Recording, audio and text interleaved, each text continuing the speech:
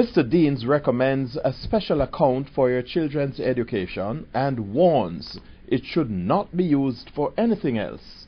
Well, as it relates to your priority, the home come first, the shelter, you have to drive a car that is affordable. Now, when I say affordable, I don't mean the fact that you can afford to pay the car note, because a study was done and it was found that if the car note, most people have car note now, that is a car loan, if the car loan plus the gas for the month, and if you average what the upkeep for the car on a yearly basis would be on a monthly average, and you put that all together, if that comes to more than 20% of your take home, you can't afford the car. So we have to live within our means, and in order for you to save, you have to somehow live a little bit below your means. That's where you're going to get the extra to save.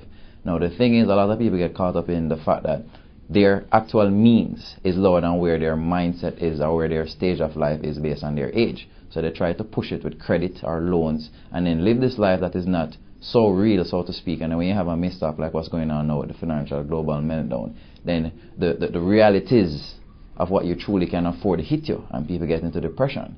So you have to prioritize. And once you prioritize, one of the main priorities as it relates to your child, building for the education plan has to come into that priority, and you have to make sure that you put aside funds on a monthly basis or whenever you get income towards that, at the end of the day, that fund that you're looking to build for the child's education. However, you should seek help from licensed investment experts, as some parents do not understand the correlationship between risk and reward. The key two words in your question there is current volatility.